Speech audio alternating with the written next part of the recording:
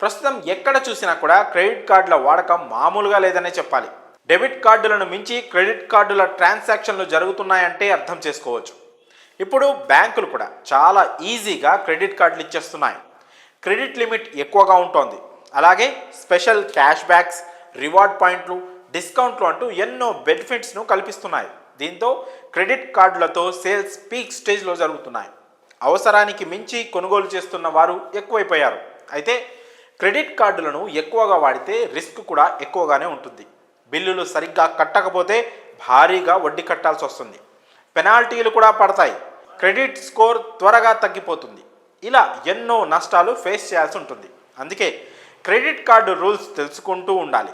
Indian famous బ్యాంకులలో ఒకటైన ICICI bank రీసెంట్గా ఓ కీలక ప్రకటన చేసింది.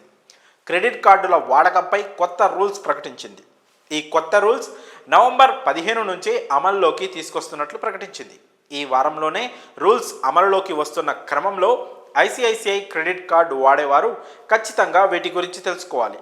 లాంచ్ యాక్సెస్ అమౌంట్ పెంచుతూ ఐసిఐసిఐ బ్యాంక్ కీలక నిర్ణయం తీసుకుంది. దీంతో మనం భారీగా ఎక్స్ట్రా డబ్బులు కట్టాల్సి వస్తుంది. డొమెస్టిక్ ఎయిర్పోర్ట్ లాంచ్ యాక్సెస్కి మొదటి 3 నెలల్లో ఏకంగా 75,000 దాకా క్రెడిట్ కార్డ్ పేమెంట్స్ పూర్తి చేయాలి. అంతకుముందు ఇది కేవలం 35,000గా ఉండేది. దానికి ముందైతే కేవలం 5,000 మాత్రమే ఉండేది. గడిచిన 6 నెలల కాలంలోనే చాలా దారుణంగా పెంచేసింది ఐసిఐసిఐ. నవంబర్ 15 నుంచి ఎయిర్పోర్టుల్లో స్పా యాక్సెస్ ఆగిపోనుంది. వీటితో పాటుగా బీమా చెల్లింపులు, యుటిలిటీ బిల్లులపై రివార్డు పాయింట్లు అందుకోవాలంటే జేబులకు చిల్లులు పెట్టుకోవాల్సిందే. వీటి లిమిట్ పెంచుతున్నట్లు ఐసిఐసిఐ బ్యాంక్ తెలిపింది.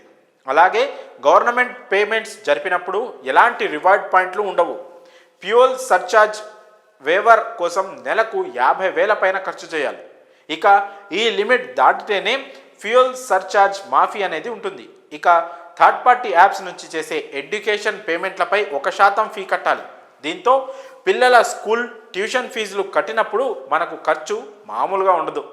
ఇక బిల్లులను కట్టడం లేట్ అయితే ఖచ్చితంగా లేట్ పేమెంట్ ఛార్జీలు కట్టాలి.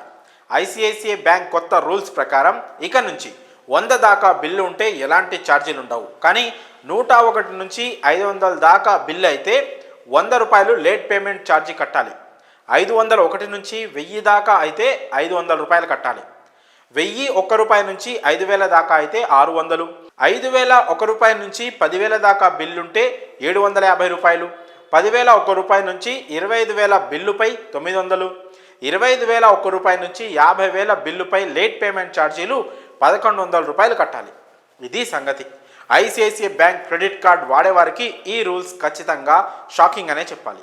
ఇక ఈ రూల్స్ గురించి మీ అభిప్రాయాలను కామెంట్స్ రూపంలో తెలియజేయండి.